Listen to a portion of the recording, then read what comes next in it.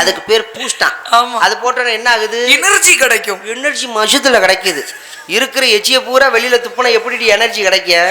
அந்த கணேஷ் போயில பாக்கெட்டை ஓபன் பண்ணும்போதே நம்மளுக்கு வாம்பிட் தான் வருது. நீ எதுக்கு அதை போய் மோந்து வாக்குற? நானா வந்து பாக்குறேன், பக்கத்துல அப்படி ஓபன் பண்றாங்கல்ல, சரி, அத உள்ளங்கையில கொட்டி இன்னும்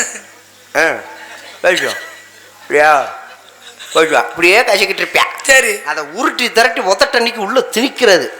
அதை எடுக்கும் போது பாரு எப்படி இந்த பிள்ளைகளுக்கு குண்டில புல்லு குடையும். அப்ப இந்த வேப்பனைய தடவுவாங்க. அந்த மாதிரி உள்ள அப்படி விரல விட்டு எடுத்துக்கிட்டு சட்டேர்னு அடிக்கிறது. அந்த நாத்த வாயோட வீட்டுல போய் பொண்டாட்டி வாயில வச்சு முத்தம் கொடுப்பியாம் பாரு. பொண்டாட்டி வாயும் சேர்ந்து மணக்க முடியாது. அப்ப எவ்வளவு சித்திரவதை அனுபவம். இதுல இருந்து என்ன தெரியுது தெரியுமா? பெண்களுக்கு சகிப்புத்தன்மை அதிகமா இருக்குன்னு தெரியுது. கொஞ்சம் நினைச்சு பாத்துக்கோ. அப்படிலாம் புருஷன் அமைஞ்சா நம்ம மருந்து குடிச்சிருச்சு. அதெல்லாம் அப்படி புருஷனை தான் கட்டி வைக்கணும். ஏன் எனக்கு தான் மாமி இருக்கால, அவர் போட மாட்டாரா? எந்த கெட்ட பழக்கம்? பல்லு வெள்ளை வெள்ளன்னு இருக்கா? எப்படி? பீடி சிரட்டு வெத்தலை வாக்கு தண்ணி கிண்ணி தண்ணி போட்டா பல்லு பூரா ஒரு மாதிரியா கரை பிடிச்சு போகும். சரி, பீடி சிரட்டு அடிச்சாலும் பல்லு கரை பிடிச்சு போகும். அதெல்லாம் கண்டுபிடிச்சு போடலாம். உதட்ட லேச நீக்கி பாரு, கணேஷ் போல போட மாட்டாரு. இந்த இடத்துல புண்ணு இருக்காது.